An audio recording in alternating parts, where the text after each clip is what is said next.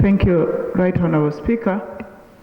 Honourable Speaker, I do agree with your ruling on the issue of externalization of labour, but Right Honourable Speaker, won't it be procedure right that we have our handset corrected?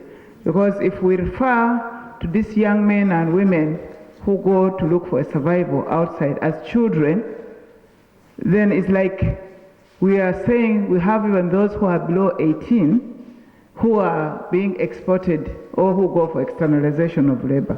Won't it be procedure right, Honourable Speaker, that our handset gets it right, because we don't want to fall in problems? You're talking about the handset or the Hansard?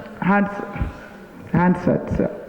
So won't it be procedure right that we correct it so that we are not mistaken that we are referring to children actually who are below 18 and who are really not supposed to be employed in that category?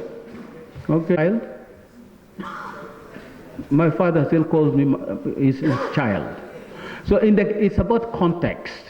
Our children. So, I don't know how to say it in your language, but it will always still be our children. That's the context in which we are using this, not in any age bracket or things like that. Just proceed. Very much, Right Honourable Speaker. I am here on behalf of the Shadow Attorney General to warmly welcome your wise ruling and the orders that you have made, and also to reassure the House that the Shadow Attorney General is ready to proceed. He will be consulting the Deputy Attorney General, and we are very happy that in his submissions here, at least the body language tells us that he has respected.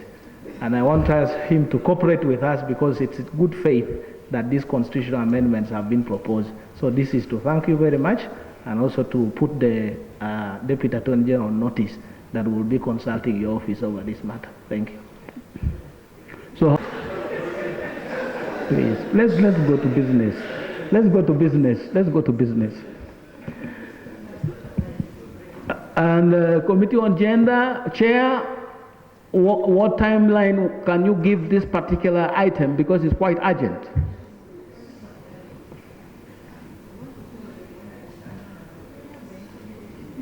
The expertise and capacity to do it. Also, we are prepared to rise or work with any other member who may have interest in this matter, including all members. Welcome. I think you give us too much in view of the complexity of the matter. Chair will give you 1 month. We expect a preliminary brief in 2 weeks to brief, just a preliminary brief of what is going on, and then after a month you report. Mr. Speaker, I rise to seek guidance from you on a matter that is before this House, but particularly work that was sent to the Committee on Human Rights that I chair. On the 15th day of August this very year, the House directed the Committee on Human Rights to investigate allegations of existence of safe houses being operated by ISO in Kalangala and Chengela. This was after a matter of national importance that was raised by Honorable Latif Sebagala during the Parliament sitting on Thursday, 15th August 2019, that there were reports of Ugandans being tortured in safe houses in Kalangala and Chengela. Right Honorable Speaker, since this issue was sent to our committee, we've sat as a committee, and on our first day, we had challenges because we had to draw work plan on how we are going to move. The first challenge that we got was that the person who brought the matter on the floor of Parliament here is a member of Human Rights Committee. So we agreed and said, now following other scenarios, let's move with him from A to Z as work is going to move on to the end. Right Honorable Speaker, to my observation, I've seen that the witnesses that we are going to invite, or those ones who are intending to come to our committee, some of them are committee members, members of Human Rights Committee, Honorable Latif Sebagala inclusive, and the one who brought the matter here. And other members are members of parliament here. And they also indicated that they will come as witness to the committee, like Honorable Zaki, who accepted that he will come as a witness to the committee. Right, Honorable Speaker, we are now feeling challenged and we are seeking for your guidance.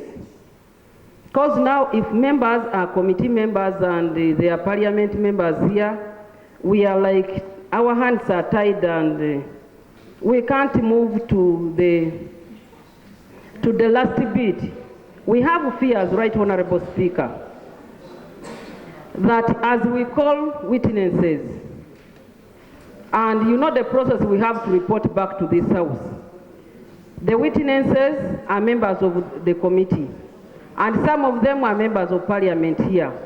Want it to create some, at a later date, areas where people will say that maybe there is some issues of bias or conflict of interest if such members are involved in the activity that was sent to us from A to Z. I seek your guidance, right, Honorable Speaker. Honorable members, just thinking as I talk, because these are new matters. If I raise a matter in this House, I raise them from the facts within my knowledge. In a way, I am a complainant. Parliament. Can I still be a member of the committee examining my complaint? Would it make sense? Because now I am the complainant. I am also now going to be the investigator. Then I'm going to also be the adjudicator to take decisions on what should come to Parliament. Would it make sense? I don't think it makes even ordinary sense. Before we go into laws or rules and things like that, I think it's just common sense. And decency requires that we do decent things. If I have complained to this House, and the basis of my complaint has caused an inquiry, I cannot be a member of that inquiry committee. I can only be a witness. I can only give evidence. And once I've finished with my evidence, I withdraw and wait for the outcome of what will come from my decision. So if the matter was raised by the Honorable Latif Sebagala, and the Honorable Latif Sebagala is a member of the committee, I think it would only be fair that now, being a complainant, after he has led his evidence in chief and given you all that you need, he should withdraw from the committee and let the committee handle its work. And he also comes and receives judgment from the committee like all of us. I think that would be fair. That is my guidance.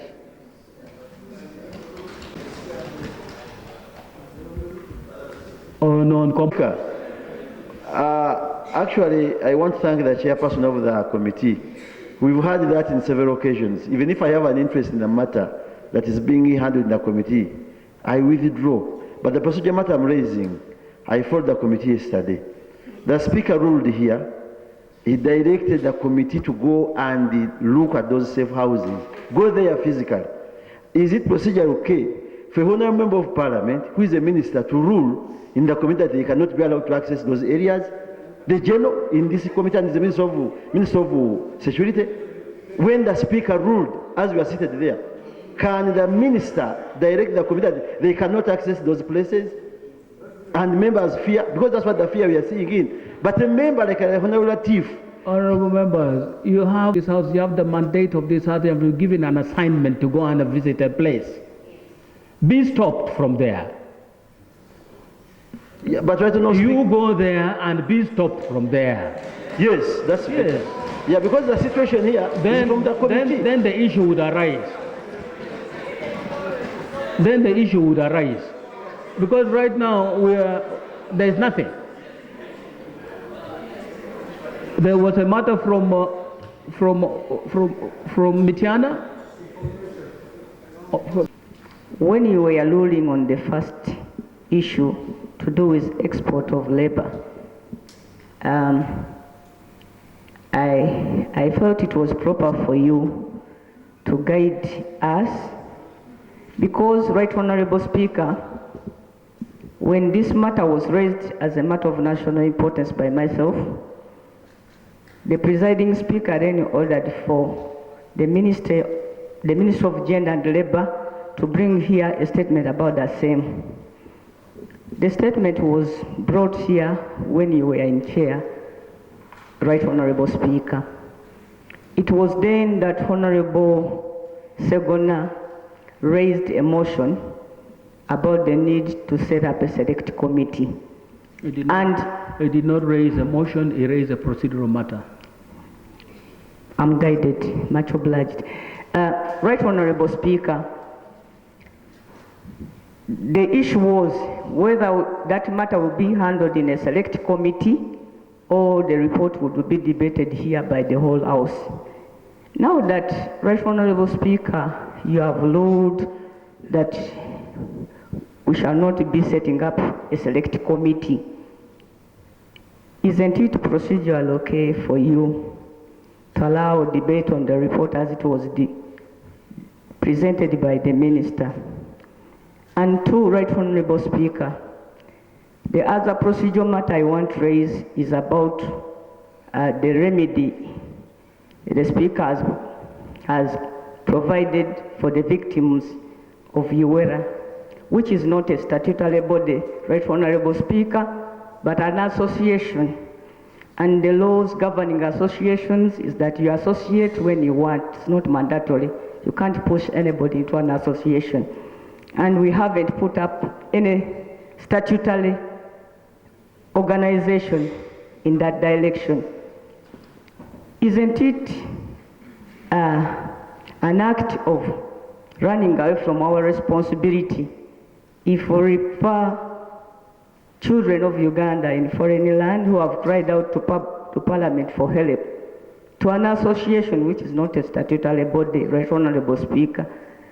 And this is why I want to be guided, Right Honorable Speaker, that what happens is when matters come here, and reports are made, but they continue being unresolved, that people still continue suffering, and they when such people run back to Parliament, Right Honorable Speaker, should we allow them to petition Parliament in vain?